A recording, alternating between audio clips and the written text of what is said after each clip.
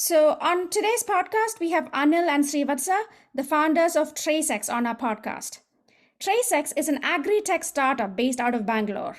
Their flagship platform leverages the power of blockchain to digitize the food and agriculture ecosystem to make the supply chain clean, credible, and traceable. It connects multiple participants across the supply chain and helps them securely exchange verifiable and auditable data, leading to mutual trust, accountability, and transparency amongst participants. Anil, Srivatsa, it's a pleasure to have you on our podcast. Blockchain applicability in supply chain was top of mind for companies a couple of years ago. Can you tell me a little bit more about what TraceX does and how you help companies? Sure. Anil, you want to Thank you. Wonderful, nice to be speaking to you. I guess probably this is one of our first podcasts that we're doing, so quite excited about it. We're already trying to imagine how we would sound to an audience. We're more used to the Zoom type of a platform and doing webinars and sessions. So quite exciting, and hello to all the listeners, and thanks for tuning in today. We promise to keep it transparent and also make it engaging. Great. I think at TraceX our focus is to build digital connected supply chains to make the entire supply chain transparent, traceable, and trustworthy, and to build credibility to the claims in a way that anybody in the supply chain is able to conveniently verify the claim. So we do that by bringing all the participants onto the blockchain ledger or the shared distributed ledger, and ensuring that the data at various touch points are digitized, and there's depending on what outcome you want, bring in the right set of participants so that the credibility of the claim becomes stronger and better as you expand the network, as you bring more participants. Right, it's a journey. You have to ensure that it happens through a process. And as you know, agri, especially in the context of Indian farming ecosystem, is primarily driven by smallholder farmer ecosystem. Yeah. And also there are fundamental infrastructure level issues to policy level challenges to other things that happen in the ecosystem, right? So that's where the journey has to be very important. You can't do it like a trigger saying from tomorrow everything is going to be this way. So you have to work with the participants in the chain to make it work for them as a business, as an outcome. So starting from the farmer to an aggregator like a producer organization to other participants like storage, manufacturing, processing, distribution, ultimately to a consumer getting a QR code on a packet of coffee, for example, to scan. Bringing the ecosystem together is really what we're trying to do and build out. So I'll let Sri add to it and take the further questions along. Wonderful. Thanks again, Veena, and all the listeners. As Anil said, very, very excited about today's podcast. It's a great opportunity for us to talk about what we are very proud of, right? So, of having built something in the last 3 years. I just want to take a step back here and then talk about the motivation of why we're building what we're building. Anil and I run another impact business called Jiva Bhumi, which is essentially to bring consumers and farmers together to exchange food. For example, when I say exchange, consumers are looking for better food and farmers are growing better food, right? It's a network. So when we were running that is when we firsthand experienced the need of a consumer wanting to verify the claims that are made in production of safe food. That led us to building a technology platform through which the idea was to demonstrate how safely the food is produced for the consumers that are consuming. Let's say some food that they eat is categorized as safe to eat or naturally grown, no pesticides, no residues, etc., etc. But they're all claims unless they are proven in a convincing manner to the consumers. Right, so that's the first use case that we ever came across or experienced firsthand in our first AgriTech. Trying to solve for our own problem is what we ended up building TraceX. We built a tech platform and eventually spun off from the other business into solving the problems, the challenges of the supply chain using the tech platform. And back then, it was about 2018, if I remember it correctly, is when while traceability was there for a long period of time, but it was not very convincingly solved for. The credibility of the traceability itself was questionable. Therefore, there was this buzz around blockchain being used to solve for it. Right. So, and for the obvious reasons, back then was mutability of the data, decentralization of the information, and a very comprehensive trace, audit trail, and so on and so forth. Right. But then we looked beyond the obvious benefits of blockchain. And that's when we decided that we would be implementing, if we were to build a solution, we would be implementing it on blockchain, because we want to do it very differently. There's no point in building yet another digital layer and then still saying that, look, it's as good as what goes into the system, right? So our approach was twofold. Firstly, and when we are talking about sectors like food and agriculture, firstly, digitization or digitalization of the ecosystem itself is fundamental to achieving any traceability, because it's all about data going into a system. So we built that in two folds. First, we built all the technology tools that are relevant for the supply chain participants focused on food and agriculture, again, for them to push data into a system. In this case, it's a blockchain based system, and pull data from the system as and when it was required. Right? We talked about connected supply chains. So our thought right from the day one has been that there's no point in building yet another system which works in isolation. The whole theory, the whole thesis, the whole spirit of blockchain that was about building a network. Blockchain in isolation does not make any sense. Blockchain in a network makes a lot of sense, because the network is eventually coming together to solve for the sanctity of the information that starts with a farmer, ends with a consumer, for example. Right from our day one, our thesis is that we should be able to bring everyone in the network onto everyone in the supply chain onto the network, help them exchange data that is credible, as you explained during the introduction itself, and achieve traceability for many different reasons, not just consumer traceability. Consumer uses it to verify the provenance. A financial institution uses this data to make a credit access to a smallholder farmer. A quality guy within a company will use this data to ensure that their supply chain procurements have better qualities. Folks within production would use it for food recalls, and there are many different use cases, and that's been our excitement as well. Though we started off with agri, we eventually diversified into other sectors within food.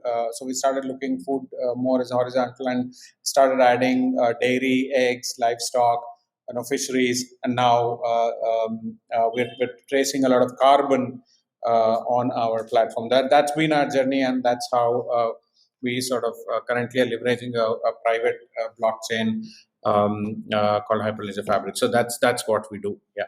Great. That sounds really interesting. There were a few things you touched upon that I'd like to explore in a little more detail. So very early on in the conversation, you sort of touched on the fact that blockchain was super exciting, very much talked about as a solution for this a few years ago, but things seem to have gone a little quiet as far as this is concerned. This aspect of supply chain traceability is concerned. Why do you think it's gone so quiet? Do you think that I'd just like to get your view on this without leading you down any specific path. So what is your view on why it's gone quiet? Yeah, so I'll add a few points and then let Anil add on to it. See, I don't think per se it has gone quiet. The reason I say so is back in 2017-18, the technology itself was in infancy. So anyone who does any work on blockchain would want to talk about it a lot more than what they do now. So that's one of the things that I definitely think is happening now. And also early stages, the whole idea was nobody understood blockchain to its maximum extent. Even now, I don't think many of them do have a better understanding of the blockchain, how the blockchain is supposed to be working in a very distributed network, right? Yeah. So and also frameworks were evolving. Every 6 months, 3 months, we would see the open source frameworks that were available for blockchain was evolving. The community was evolving, right? And also that posed a challenge in the early stages as well. So, for example, the framework itself was not scalable. The version that we started back in 2017-18 was called Hyperledger Composer, which is no longer, not even a engineering students a hobby project now, right? So it started off like that, but it did not, unfortunately it was not built for scale. That's also one of the reasons why some of them went a little slow, thinking that blockchain as a technology does not scale, right? One is the scalability. Secondly, the other one, when some of the pilots were done, some of them also realized that if you're not able to operationalize blockchain in your complex operational ecosystem, it does not help so much. So many of them were still struggling, dealing with their operational issues, and then now bringing on different participants was something that was very challenging for them.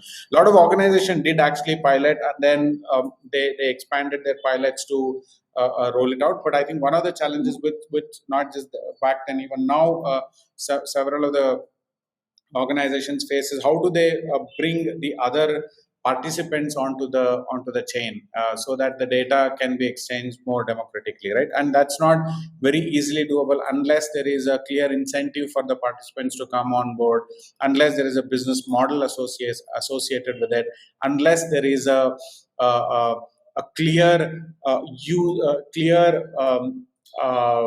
ecosystem for implementation of technology. For example, we've worked with customers where you go to one of the seafood examples that I would like to take here, where by the seashore, you go there and there is no network, there is no computer, there is nothing in that collection center where the fishes are just harvested from the sea and brought into the collection center. But if you want some digitization of data to happen at that point, there is no technology. There isn't enough supporting technology there. Right? Those are still some of the fundamental reasons why some of them have gone cold. That's also one of the reasons. Right? I'm not denying the fact that supply chain use cases have gone a bit slow, but then there are real challenges that people have experienced when it came to implementing it. And also, what took over in the last 2 years is the crazy world of NFTs, right?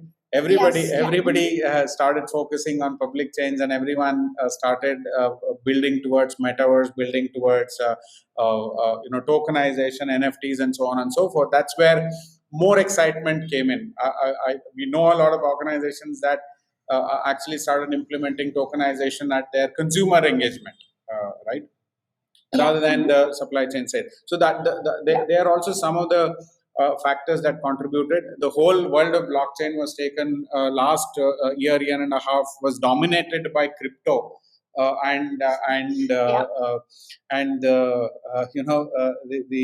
metaverse and crypto and so on and so forth. That's where, and it's moving so fast that people want to catch up with it. So they said, okay, let's probably keep the supply chains use cases aside for a while, and then see if we can hop onto the bandwagon of crypto and metaverse. I'll just let Anil add, but those are some of my thoughts on that.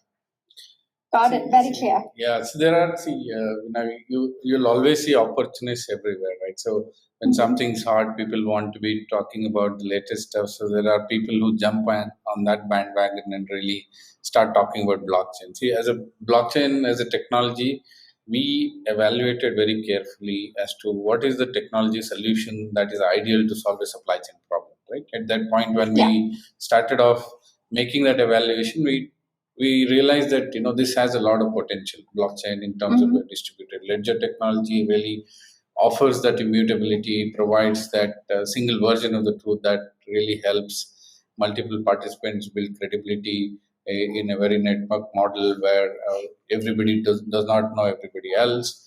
And there's also this opportunity to build a clean, credible supply chain that we deserve for the future, right? So these are all the things with which it was chosen, not because it was the hype at that point in time.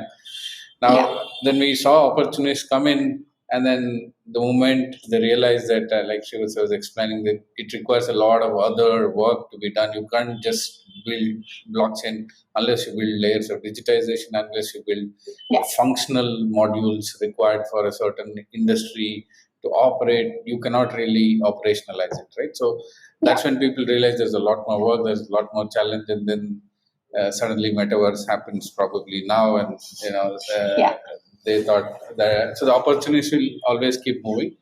But for us as an organization, our commitment and focus is to solve for this problem. Like you said, this is still relevant. We are quite excited about the future possibilities on extending our platform to measure carbon, sustainability metrics, financing, and so on. So there's plenty to do here. So, Yeah, in fact, just one point there. What we see is very matured conversations now with customers, because they have also started understanding blockchain so very well. Right, by the time they come to us, they already have a reasonably good understanding. They know what it takes, and there are more successful. We are not talking about pilots anymore. 17, 18 was all about piloting. In fact, 19 to a large extent was about piloting blockchain solutions. Now it is scaling blockchain solution, right? Yeah, and that's the shift that it has also taken. For example, now although the corporate the organizations have started looking at how do I integrate blockchain, how do I leverage blockchain to integrate my multiple systems, the evolution of thoughts, right? Now, traditionally, all of these businesses have run with very disparate systems, not talking to each other.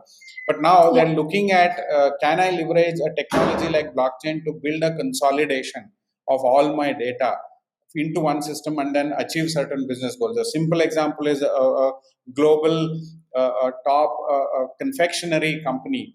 I don't want to name them on the podcast, but then the use case that I'm talking about, wanting to bring down their product recalls from 5 days to identify which product to recall in their supply chain from 5 days to 5 seconds. That's a very matured conversation of traceability itself. A milk brand in a tier 2 state within India, tracing 2 lakh liters of milk every day on a platform like us, and then completely integrating with their milk procurement system, quality analyzers, their ERP system that they're running. Those are the conversations that are evolving. The real enterprise use cases of blockchain is what is coming up now.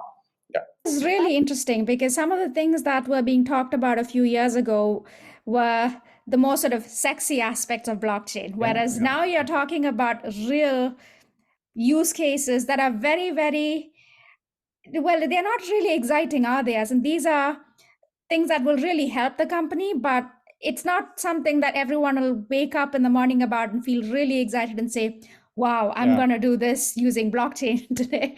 It's just and not also that sort of a business. Absolutely, and also that brings a lot of commitment and demands a lot of commitment and conviction from the organizations, right? Any serious implementation of technology across the enterprise, it is no different from how technology transformations have happened in the past. When core banking systems came into the bank, it was transformation across every rural branch to a head office in Mumbai, right? I'm just giving an example. It's the same transformation that some organizations are able to handle, some may not be able to handle. Therefore, they may decide, oh no, things are working for me. Let me not do anything else, right? So totally. And yes, I completely agree. And I think this is one of those areas where real value is added through blockchain to companies, and they really see a return on investment in these areas. But you touched on something really interesting when you talked about applicability and why this has sort of faded out. One of the things you mentioned was transformation and the fact that you need to bring people into the story, get them vested, and that sort of thing. So how do you help companies with change management, bringing people on board together with this, and working with teams on bringing through the transformation, getting them to use this on a day-to-day basis? Sure. Again, we'll start with a few pointers here and let Anil add later. All the initiatives like this will always have to start small and then scale. again with one of the very leading agro commodity companies that we work with up in the northern part of India.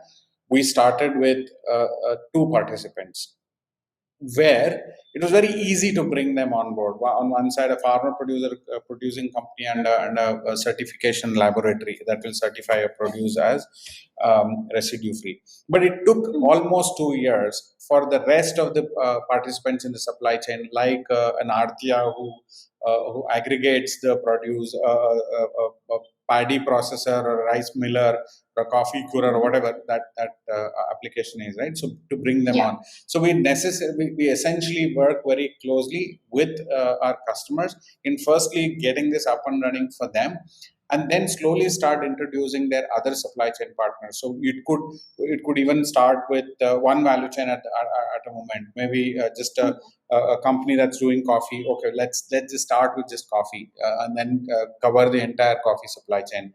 Then talk about maybe doing spices, maybe doing other things, right? So one of the things that we do very clearly is to identify the minimum viable implementation that we can do to start getting the benefits of the solution. Working very closely with them, understanding. So we have a very consultative selling and consultative implementation approach. We don't. I mean, we are an enterprise SaaS, so to say. It's not that we've allowed somebody, like the way we signed up for Anchor. I just filled up my name, email ID, and password. I'm up, running with it, right? That's not the solution we're talking. It's an enterprise wide application. So we take an enterprise implementation approach as well, so which requires a lot of consulting hours with our. When I say lot, it's not as big. Our implementation timelines are anywhere between 6 to 8 weeks, but it takes that much time to work with them, identify business processes that can be digitized, non-digitized, first digitize, and identify, work with them. What is the impact of implementing a blockchain? How are things going to be different for them when they implement blockchain? And eventually, get them to sign up to that idea. So that's how it largely works. I'll let Anil further add on, but yeah, that's Sure. Yeah. Yeah, see, agriculture is very seasonal, right? So what happens is if you start, for example, coffee, you start doing your work, the digitization itself is lacking. So by the time you cover that, it's going to take you a season to get all of that data in. And by the time the impact happens, because, let's say a group starts to do sustainable agriculture. So we have a program that we work with a non-profit, which is funded by a CSR from a very large international organization, and they started to work with in the Valley of Varaku to digitize and provide them with sustainable practices and help the farmers grow better quality coffee and so on. Yeah. But independently, we also had brand customers for coffee who were already using a platform to showcase the provenance of the coffee, or how fresh the coffee is, how strong the coffee is, what's the correct blend of the coffee, and so on. And they were trying to connect that within their own networks that they had built internally.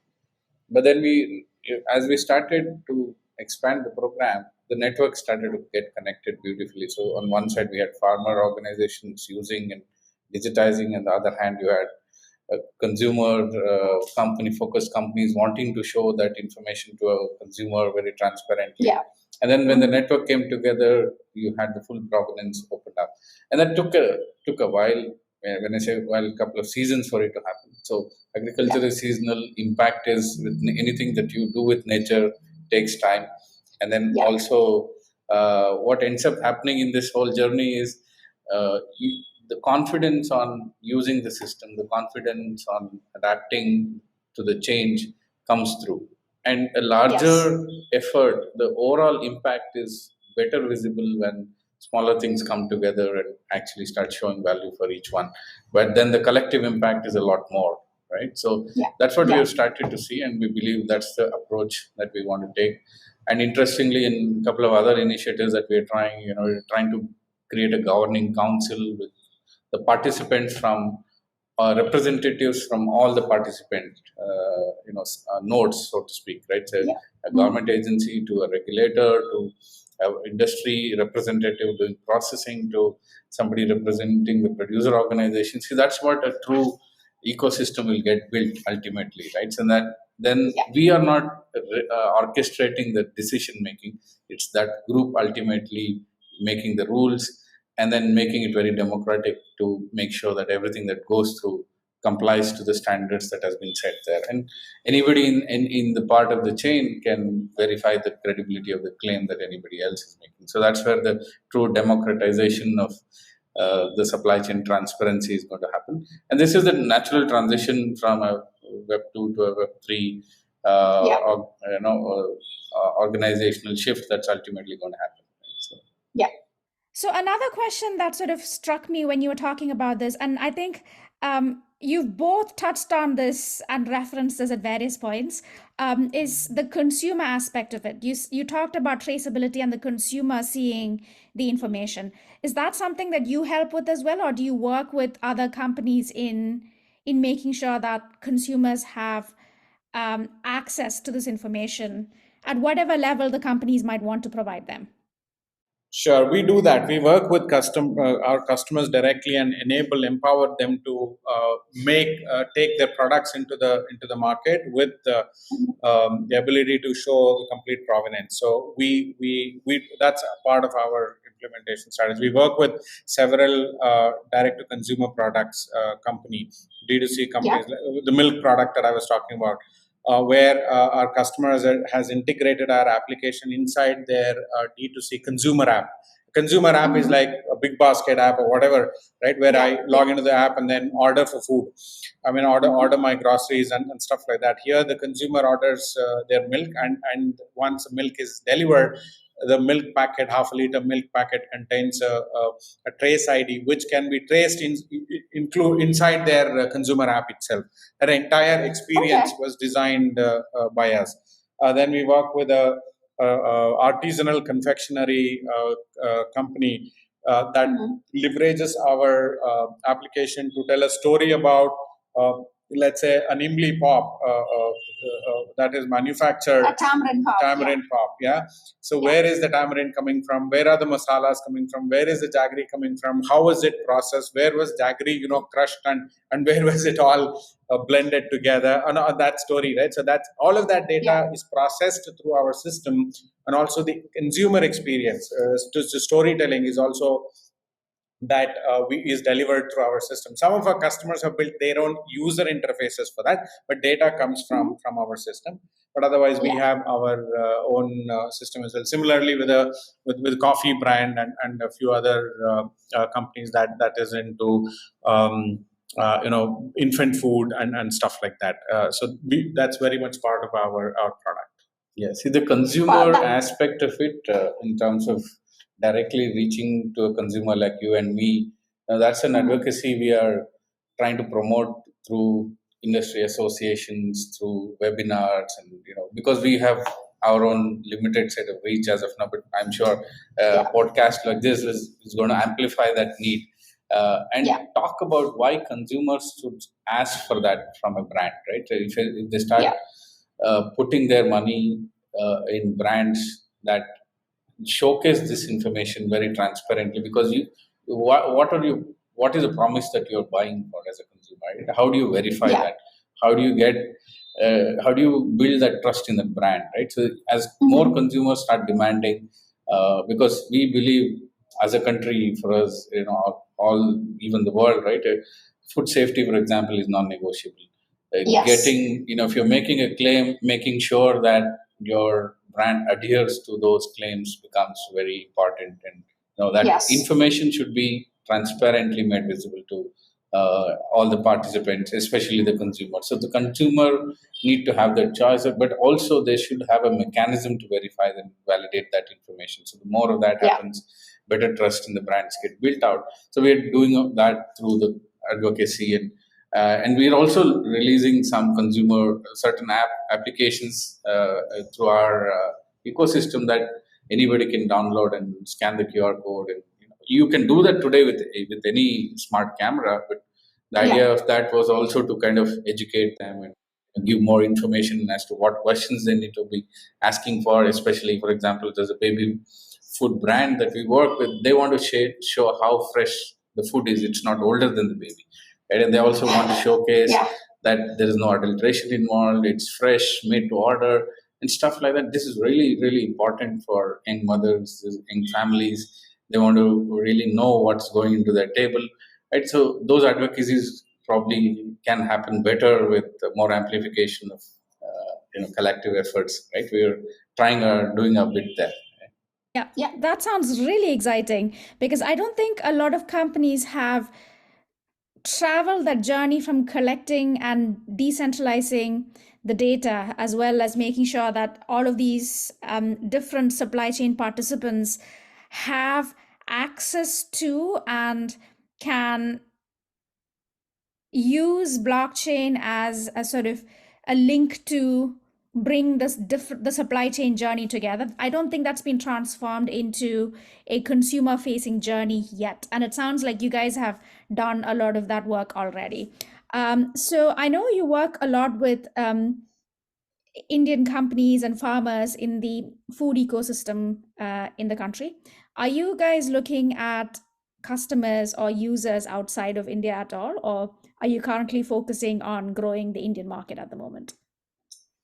Absolutely. Anil, you want to Yeah, I take think this? Yeah. see from the perspective, we already have an international customer that we work with in the nutraceutical space, based out of Switzerland. But more importantly, the way this technology is being built, it's built for the world. It's not specific to a geography as of now. Although we started here, we are actively looking at expansion and solving for use cases that really, for example, we are working with businesses that export products from India to countries outside of India, because an element of traceability really brings a lot of credibility to the entire chain. And and that gives the buyer who is outside a certain level of confidence in the whole system, right? And similarly, looking to expand into use cases around how do we ensure the entire supply chain journey becomes fully transparent, and that can be implemented in. Currently, there are a lot of active conversations, but yes, the plan is to be global in our thinking and implement it. We already are on the way in that journey. Yeah, and especially the work that we're doing around carbon sustainability is very clearly a global problem. The challenges are very similar. In traceability is a global challenge, agreed, but the ground challenges in India are very, very different from what is in the US or Europe. But then when you look at sustainability or carbon itself, it's the same set of problems everywhere, right? So we're doing significantly big work there, which is just building on what we've already built. And that's where our whole team is focused on as well. Got it. And how about going into other sectors? Is food your primary focus, or do you see yourself going into other FMCG sectors like personal care, cosmetics, home care, and that sort of thing? We may, but immediately I think we'll still have our focus on food and agriculture, because that's quite a big market globally and India as well. But then we will keep our eyes and ears open for any opportunities that will give us a chance for us to solve a challenge very meaningfully. So, for example, we are working with a few nutraceutical company for solving for, let's say, for their supply chain. Eventual product may not be necessarily a food product, but it could be something that they apply, right? So on the skin and stuff like that. So the largely, I think we are ready, but we will proactively keep our focus on food and agriculture and sustainability now, like we said, and expanding globally. But eventually, I think our scale will come from the big advantage that we have, which is the product itself, which can be configured and implemented for any sector as such. Though we are big on food and agriculture now, but that's how we are approaching it. So the core product itself is can do track and trace for anything, right? Any specific item. But the important part is, like we were explaining, the building the ecosystem, orchestrating that entire thing, and creating the journey is very, very important for it to be successful. And having said that, definitely, probably in the future, we know how this template works. Probably kind of expand into a few other industries. Again, cosmetics and a few others which are closer to the human aspect of what we're doing. Yes. Probably we'll find a natural extension. Even, for example, fabrics, right? It starts with cotton, so we're looking at some of those things already. Cosmetics, probably some of that will definitely come in. So the extensions will kind of get built in, but probably another very different industry maybe is something that we may look to do over a period of time. But it's quite exciting. Because I understand from you, a lot of your listeners are also from FMCG. So if anybody wants to be connected to us to explore possibilities, we're always open and always happy to do a quick pilot and really prove the value. And then once that happens, then we can always look at how we can take it to the next level. And of course, a big shout out to any investor folks from investment community. We are raising funds. Would be happy to talk to you guys more about humbled with the opportunity to talk to you guys about work that we are doing here. So give us a shout. Veena knows our coordinates.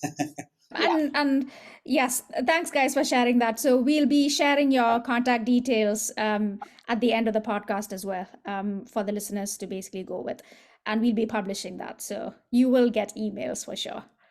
We strongly believe it's about the data. It's not just about track and trace or whatever. It's track and trace is just another use case. Financial lending is another use case. Carbon is one more use case.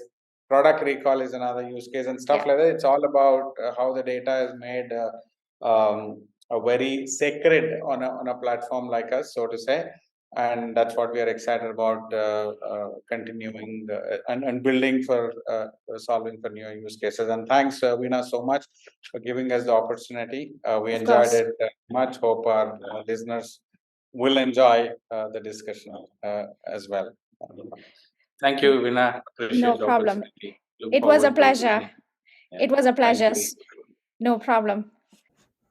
If you have any questions or comments about TraceX, contact Anil or Srivatsa on anil@tracetech.com. That is ANIL at TRACEXTECH.com, or Srivatsa@tracextech.com. That is SRIVATSA at TRACEXTECH.com.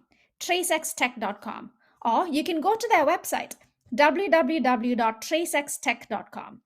If you have any questions or comments about blockchain and its applications in the FMCG and retail sectors, leave a comment here if you're watching on YouTube, and we'll get back to you. If you are listening to this on Apple or Spotify, email me on veena@salesby.co with any questions. Thank you for listening.